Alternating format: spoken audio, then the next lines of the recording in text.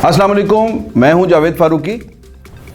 नाज़रीन, मुल्क की सियासत जिस तेज़ी से कलांचें भरती हुई जा रही है आगे, और अपोजिशन का घोड़ा जो है वो सरपट भाग रहा है, और उसकी मंजिल क्या है? उसकी मंजिल है इमरान खान को पाकिस्तान की वज़ारत उज़्मा से हटाना, तहरीक इंसाफ की हुकूमत को ख़त्म करना।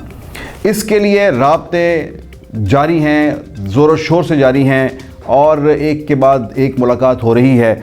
और अगर ये कहा जाए कि ये जो रवां हफ्ता है, ये मैं ये समझता हूँ कि इस हवाले से बहुत ही इम्पोर्टेंट बल्कि फ़ैसला कुन है, तो गलत नहीं होगा।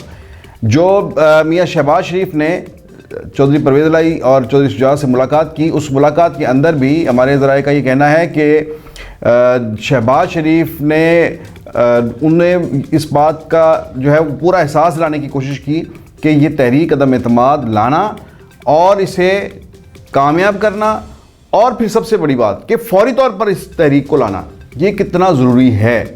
और हमारे ज़राए ने ये बताया कि आसिफ जो मियाँ शहबाज शरीफ हैं, उन्होंने चौधरी साहिबान से कहा है कि जनाब, हम इसी हफ्ते कुछ करना चाहते हैं, इस हवाले से फ़ैसला कुन काम करना चाहते हैं। मतलब हैरान कुन है, शहबाज स्पीड जो उनकी हुकूमत में चल रही थी, वही शहबाज स्पीड अब तहरीक अदम एतमाद में नज़र आ रही है। वो जैसे कहें कि 180 मील की 200 मील की स्पीड से जो है वो गाड़ी चला रहे हैं, और अब देखें इसका क्या अंजाम क्या होता है, वो किस हद तक कामयाब होते हैं। लेकिन बहरहाल उनके सामने हम थोड़ी सी अब ये बात कर लें कि उन्होंने करना क्या क्या है अभी तक, जो उनके सामने जो टास्क है उसमें अब याद होगा आपको कि मौलाना फजलुर रहमान ने शहबाज शरीफ से मुलाकात के बाद कहा था कि हम इंडिविजुअल से राब्ते नहीं करेंगे। एक ये ख़बरें भी हैं, और ये खुलकर ये इस बात का इजहार कर रहे हैं मुस्लिम लीग नून के जो रहनुमा, कि हमारे पास कोई कहता है 18 से 20, कोई कहता है 25-30 अरकान जो है तहरीक इंसाफ के हमारे साथ ऑन बोर्ड हैं, और वो तहरीक अदम एतमाद में हमें सपोर्ट करेंगे। लेकिन मौलाना फजलुर रहमान ने कहा जी कि हम किसी इंडिविजुअल को कांटेक्ट नहीं करेंगे। हमारा जो फोकस है, हम जो चाह रहे हैं वो ये है कि इत्तेहादी पार्टीज़ जो हैं वो हमारे साथ आकर मिलें। और ये इत्तेहादी पार्टीज़, पहले भी हमने इसका जो है वो डाटा शेयर किया कि तकरीबन 20 वोट हैं इनके। वही फ़र्क है हुकूमत में और अपोजिशन में। हुकूमत जो है वो इधर से उठ के अपोजिशन के बेंचों पे चली जाएगी, अपोजिशन जो है अगर इत्तेहादी साथ होते हैं तो वो हुकूमती बेंचों पे आ जाएगी। तो ये बड़े फ़ैसला कुन वोट हैं इत्तेहादियों के। इत्तेहादियों के 3 बड़े ग्रुप्स हैं, 4 जो इस हुकूमत को सहारा देकर खड़े हुए हैं। अब अगर आपने उनको हुकूमत से अलग करना है तो आपने भी उन्हें कुछ देना है। जो हमारी इतलात हैं उसमें 2 डील्स जो हैं वो तो इमीडिएटली तैयार की जा रही हैं, और वो डील्स जो हैं वो क्या हैं?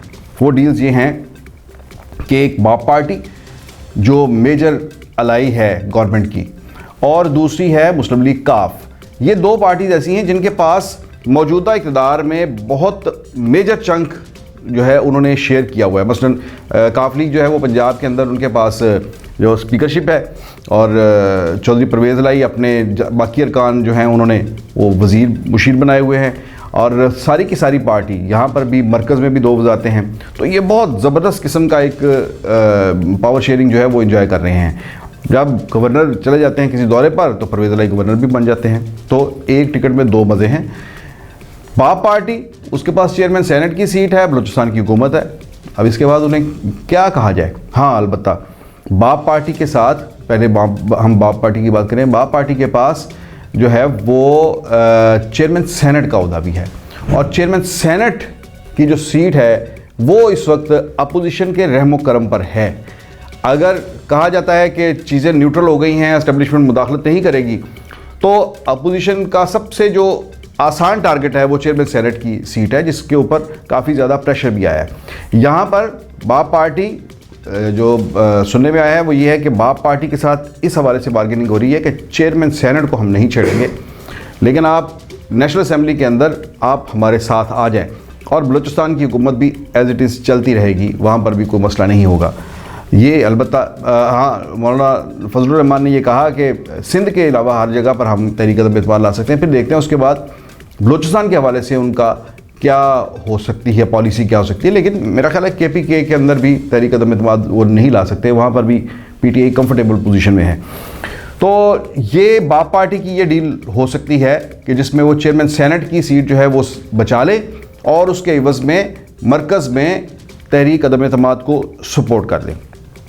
दूसरी बात पंजाब की आ जाती है, जो बड़े राय हैं। पंजाब के अंदर ये बहुत ही इम्पोर्टेंट यहाँ पर है, बार्गेनिंग की मेज़ सजने जा रही है।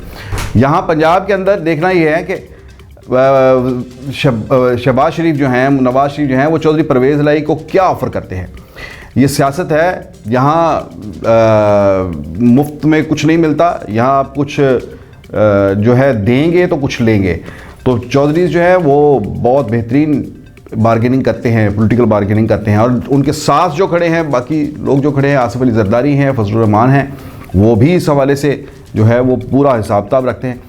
तो हमारी इतलात के मुताबिक मुस्लिम लीग काफ जो है वो तो चौधरी परवेज़ इलाही को चीफ मिनिस्टर देखना चाहती है और उनकी इस ख्वाहिश को मैं बड़े वसूख से ये बात कह रहा हूँ, उनकी इस ख्वाहिश के पीछे आसिफ अली जरदारी और मौलाना फजलुर रहमान की जो आमादगी, उनकी कंसेंट, उनकी रजामंदी भी मौजूद है इस वक्त तक।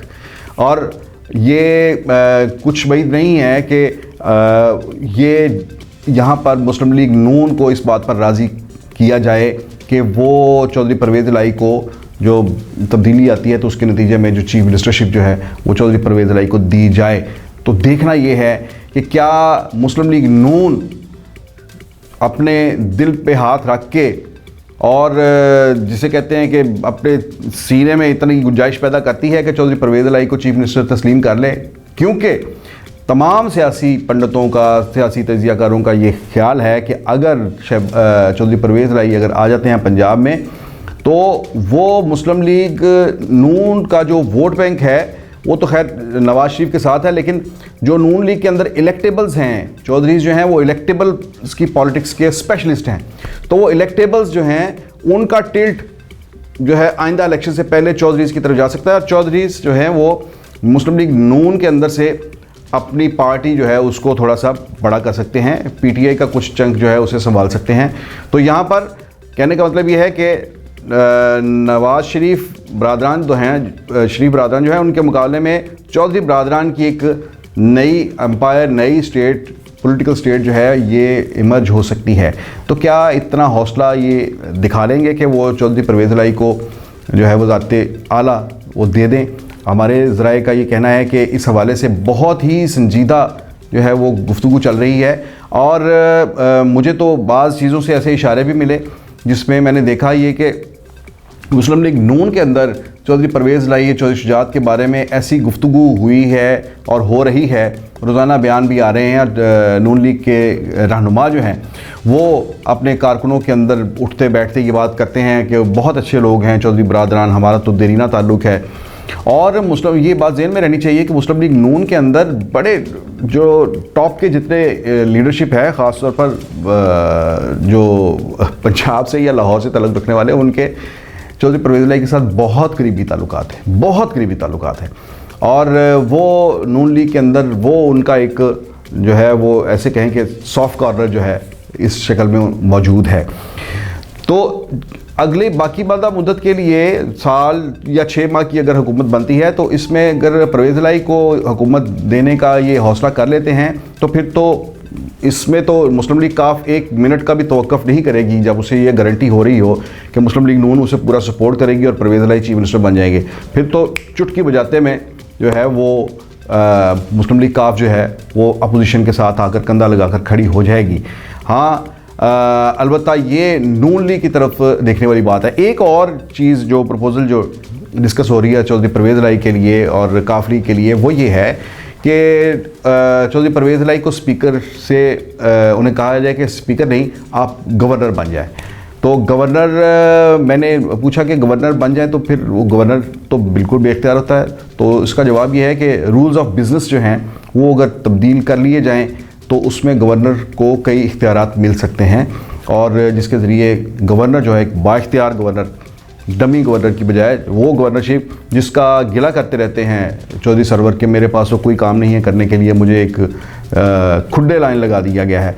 वो खुड्डे लाइन वाला गवर्नर नहीं, एक एक्टिव गवर्नर जिस तरह के खालिद मकबूल थे, इस तरह का गवर्नर जो है वो बनाया जा सकता है उन्हें। ये बात भी अपनी जगह पर चल रही है। तो देखना यही है कि ये दो डील्स जो हैं ये क्या इख्तियार करती हैं। तीसरी बात हम मुख्तसरन ये कर लें, डिस्कस कर लें कि MQM हुकूमत की जो अलाई है वो उसका गिला है कि उनके पास सिर्फ एक वजारत है, लेकिन उन्हें शेयर ज़्यादा मिलना चाहिए। MQM की जो है कौमी असम्बली के अंदर वो 7 सीटें हैं, सबसे ज़्यादा सीटें जो MQM की हैं, लेकिन वजारत उनके पास एक है। तो उनका ये है, एक हमेशा से जो उनकी ख्वाहिश रही है और उनका मुतालबा रहा है वो ये है कि सिंध के अंदर MQM का गवर्नर होना चाहिए, जो पहले इशतुल बाद 12-14 साल गवर्नर रहे हैं। अब वो मिस कर रहे हैं गवर्नर हाउस को, उनकी ये भी ख्वाहिश होगी कि गवर्नरशिप दी जाए। लेकिन यहाँ पीपल्स पार्टी की तरफ से देखना पड़ेगा कि पीपल्स पार्टी के अंदर कितना हौसला है। हाँ, अगर वो PTI का गवर्नर बर्दाश्त कर रहे हैं जो रोज़ाना बाहर निकल कर उन्हें चैलेंज कर रहा होता है, तो MQM का गवर्नर कोई फ्रेंडली अच्छा दोस्त जो है वो मुश्तरका एक शख्सियत जो है वो ऐसी बनाकर अगर खड़ी कर दी जाए, वहाँ पर गवर्नरशिप दे दी जाए, तो इससे MQM भी आ जाएगी। GDA इंटीरियर सिंध का इशू है, उसको ये है कि जरदारी साहब उसके ऊपर हाथ थोड़ा रख लेंगे, जैसे उन्होंने बहुत टाइट रखा हुआ है सिंध के अंदर, वो उन्हें थोड़ा सा लूज़ उन्हें दे देंगे, उन्हें अपनी ग्रिप ज़रा लूज़ करेंगे उनके ऊपर, तो वो भी आ सकते हैं। ये इत्तेहादियों के साथ जो है उनकी पोजीशन की जो बातचीत चल रही है, ये उसकी कुछ थी। ये सारी की सारी पिक्चर जो मैंने आपके साथ जो है वो डिस्कस की, और अब देखते हैं ये कहाँ तक चलता है। हुकूमत के हवाले से तो हालात जो हैं वो डे बाय डे बहुत ज़्यादा दिगरगुम होते जा रहे हैं, और अफवाहों का बाज़ार एक जो है वो गर्म है। आज पता चलता है कि फ़लाँ मिनिस्ट्री छोड़ गया, फ़लाँ इस्तीफ़ा दे रहा है, कभी पता चलता है जनाब कि ख़तून अव्वल जो है वो घर छोड़ गई हैं। इस किस्म की जब अफवाहें चलने लग जाएँ तो ये फिर कोई अच्छे साइंस नहीं होते सियासत के लिए और सिटिंग गवर्नमेंट के लिए। बाकी देखते हैं कि ये मैदान है और ये घोड़ा है। अपोजिशन भी लगी हुई है अपनी कोशिशों में, हुकूमत भी अपनी जगह पर पूरे एतमाद है। वो कहते हैं हमें बिल्कुल किसी किस्म का कोई पैनिक नहीं है और हम मुतमिन हैं। तहरीक अदम एतमाद जैसे चेयरमैन सेनेट के ख़िलाफ़ नाकाम हुई थी, अब भी अगर ये लाना चाहते हैं तो नाकाम होंगे। देखते हैं आने वाले दिनों में क्या होता है। अगले व्लॉग में फिर मिलेंगे। अल्लाह हाफ़िज़।